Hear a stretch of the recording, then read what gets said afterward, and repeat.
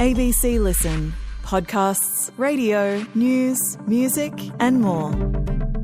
I mean, honestly, pretty good. I think, I knew that going into today, I needed the stars to align to win the championship, and ultimately I tried my best, put myself in the best position I could to try and win the race and give myself the best opportunity, but wasn't to be. Oscar Piastri, in his quiet moments, how do you think the Australian will think about this season? Finishing third in a world title race, aged 24, is kind of insane. But do you think he's the kind of person that would be satisfied with that outcome when he had a commanding overall lead with 8 Grand Prix left in the season? Sliding Doors is an all-time Gwyneth Paltrow movie. It's also the theme of his season. So many what-if moments. We are interested in that, but also the what now. I'm Patrick Stack. This is ABC Sport Daily.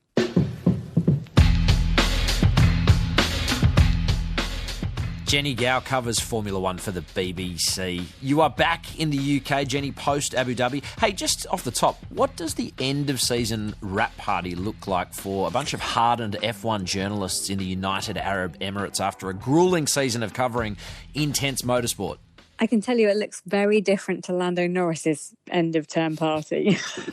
I suppose for the drivers, they cross the finish line, they do some interviews, they come back and celebrate with their factory team and all of that. But that night, they go off and party in style, whereas most journalists are there writing stories, filing, doing last-minute bits and pieces, interviews. It kind of goes on and on and on. So, we haven't had the wrap party quite yet. I'm sure it's going to be epic when it happens. I've no doubt about that. One person who was somewhat celebrating, but probably thinking about what if was Oscar Piastri. I mean, there were moments this year where he felt like he was the world champion favourite and it slipped away. What are the moments do you think he will relive in his mind in the off-season, Jennie? Oh, I feel so bad for him. And I think you're right. He will relive those moments that it didn't go quite right. It didn't go to plan, and be very critical of himself. And I don't think he needs to be. And I hope he doesn't really go into a spiral, because you could see how it could eat him up. But I think he's got great people around him. He's got a great attitude. He seems quite positive. It was nice to find some form again, because it would have been pretty painful to end it on the note that Austin, Mexico, and Brazil kind of went to. But ultimately, ups and downs through the year. I'll look back on the ups with a lot of pride and joy, and look on the downs with plenty of lessons learned. So. There's plenty more years left to go, and hopefully plenty more opportunities. All the people around him will be trying to buoy him and say, look, learn from this. He's very young. It's the early days of his career.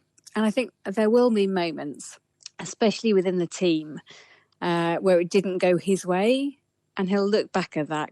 Bearing in mind he was in the championship lead for 15 rounds this year. It's a lot. And as you say, we all thought he was destined to win, but it didn't happen. And I think if you look back to what happened in Monza, Baku, that was a big one. That was a horrid weekend for him. Oscar Piastri into the barriers, and his Grand Prix ends on the opening lap. He never got back to that comfort level until Qatar. And then they had the disqualification in Vegas. So I think if you piece all of those together, it just wasn't a clean end to the season that we were so used to, I suppose, at the beginning. I think with someone like Oscar Piastri, the question is also whether something like this erodes their confidence and belief or galvanises and lights a fire under them. You've spent a bit of time, obviously, working with all of these guys. Where do you see him on that sort of sliding scale? It's difficult because McLaren firstly need to build a car that is a championship challenger again. And that could be harder than we think because of the whole regulation change for next year. However, put that to one side. Can he build himself back up again? He would have learned a huge amount this season. I think I've learned a lot of lessons on, how to deal with tough moments, adversity from different directions. So I think ultimately I've learned a lot about myself, and I've obviously been in championship battles before in the junior categories, but in F1 it's got a little bit of extra to it. So I've learned plenty about that this year, and I think that'll only help me go forward. And I think he'll use that going into next season to prepare himself in the best possible way. He'll have found ways in which he can improve, feedback to the team, tell the team what he needs from the car. And it's such a unique dynamic between the two drivers and the team and the fans that the balance is so key to be absolutely perfect. And obviously there was a point in time where he was absolutely perfect this season. So he needs to take that, remember that, and then learn from where it wasn't right and put it all together. When things have been good this year, I've felt, unstoppable at points, and to even be able to get to that point is a pretty cool feeling to have. And I'm sure he will do that. And his manager, Mark Webber, is absolutely convinced he will be a world champion at some point. It just all has to come together. The dynamic you hit on there is really interesting. You were strong with us during the season that perceptions of bias towards Norris were misplaced. Now that he actually is world champion, will he be favoured in 2026 by McLaren? And kind of should he be? Is that sort of within his rights, really?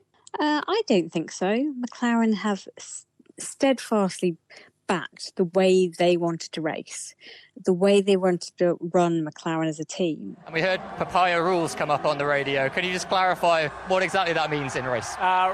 Race each other respectfully and give each other enough room and don't touch each other. And that's exactly what they did. Speaking to the team themselves after the win, they've said, we did it the way we wanted to. Unbelievably proud of our two drivers. We let them race to the end. Everyone said, not everyone, most people thought that was going to be impossible to pull off, and it's just a dream racing with these two guys, and Oscar and Lando have been awesome all year. And that was really important for Norris, for Piastri, and for McLaren as a whole. So they went into this season knowing they had a good car. They had two brilliant drivers, and they always knew right from the very outset that it was highly likely that one of their drivers would win and one of them would lose. And they managed that all through the season. And if you look at how they've gone racing, the papaya rules, all of that stuff, it's worked to bring harmony to the team, even though one man has won and one man has lost. It's been a fun challenge, I think. Obviously at certain points, maybe it doesn't feel that fun, but, I think it's been a really enjoyable season for both of us, probably, and I'm saying that as the person that's not champion. So they're still harmonious, and going forward, I don't see any difference in that. I just think they'll back their drivers as a team. We've spoken about the sort of mental side of things. If Oscar wants to get better, is that where it lies? Or are there other things around his execution that he should be targeting for 2026 to go to the next level? That's hard to answer because I'm not inside the team. I don't know as much as they do. I can only look at it from an outsider's point of view and being within the sport. I think it's on him, really, to find that strength, to be able to tell his team what he needs from the car. There was obviously a period from Monza onwards, Baku was the hardest place, that he couldn't get the car to perform in the way he wanted. And he couldn't work out how to get that car performing for a long time. And whether nerves, pressure got in the way or not, I'm still not a big believer in the fact that Piastri lost his bottle. I don't buy that. I just think the car wouldn't perform for him.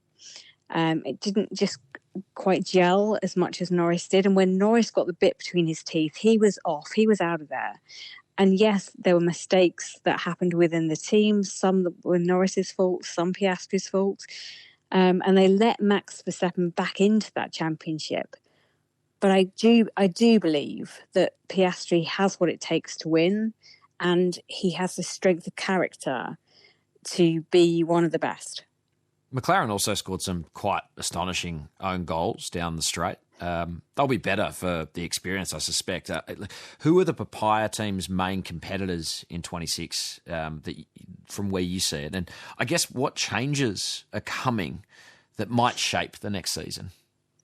There are so many changes. It's quite ridiculous, actually. This is probably the biggest rule change we've ever seen in F1. And we've said that a couple of times before, but this is even bigger. Yeah, I mean, obviously the cars and everything is completely different next year. So there's that. So we have no idea who will come out on top. I mean, there's 11 teams for a start, not 10. So that'll be a new one with 22 drivers. So that'll be nice to get Cadillac into the fold, a new team. And we haven't had a new team for a long time. So that's exciting. We've got lots of rule changes. The power units will be 50% hybrid, which is a very different way of powering them. So the first test is behind closed doors. We don't have access to it at all. So it'll be interesting to see what little stories come out from that test, but actually how the drivers are feeling behind the wheel. And I suppose the team that still has the most to lose is Ferrari, because they have been nowhere. They sacrificed this year and stopped developing the car around March, April time. So pretty much the whole season was just done with the one car, no major upgrades, nothing coming to focus and develop 26's car. They had a woeful year. I think we all can realise that. I feel terrible. Terrible. You know, it's been the worst season ever. And no matter how much I try, it just keeps going worse. So, yeah. So they have to come back better, bigger, more successful. Otherwise, some will ask, what is the point of Ferrari if they can't challenge for a championship anymore? So there's lots of rule changes. There's lots of things to dig into, the details, but it should be absolutely fascinating. It feels like it's going to be pretty variable indeed when we line up to start things in 2026. Jennie, thanks so much for talking F1 with us throughout the year. Appreciate it. You are more than welcome. And we can't wait for Melbourne next year. It's going to be the best season opener ever. Headlines. Egypt and Iran have complained to FIFA over their group stage World Cup game being used to celebrate LGBTQ plus Pride. The organising committee for the City of Seattle has outlined plans to celebrate Pride before the teams were drawn in this fixture. Now, the head of the Iranian Federation says the game is unreasonable and illogical. The Egyptian Federation has issued a statement, quote, rejecting any activities related to supporting homosexuality during the match. Homosexuality is illegal in Iran. In Egypt, morality laws can be used to prosecute the queer community. But FIFA only controls the stadium and official fan zones, so they have no authority over city installations and plans. Off-season trouble at Collingwood. A male staffer has resigned after an alcohol-fuelled incident in the Northern Territory.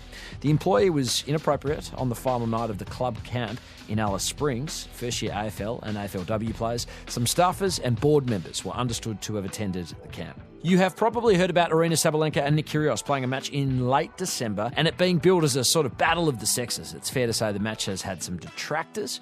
The women's world number one addressed that as she seeks to build hype for the clash. This event is going to only help to bring women's tennis on a higher level because it's not going to be an easy match for him, and I'm just going to be there competing and showing that women are strong and powerful and actually very entertainment to watch. So I think in this event, I'm only going to help, right? Yeah. And the Australian Olympic Committee has moved to address the financial struggles of athletes. Those competing in the Games from 2026 to 2032 will be eligible for a $32,000 retirement grant. Athletes competing at 2 Olympics in that period will be eligible for double that, $64,000. There are other benefits. To learn more, check out the ABC Sport website. I'm Patrick Stack. This is ABC Sport Daily, produced by Poppy Penny. Thanks to Formula One, Sky Sports and the BBC for the extra audio used in this episode. Discover more great ABC podcasts, live radio and exclusives on the ABC Listen app.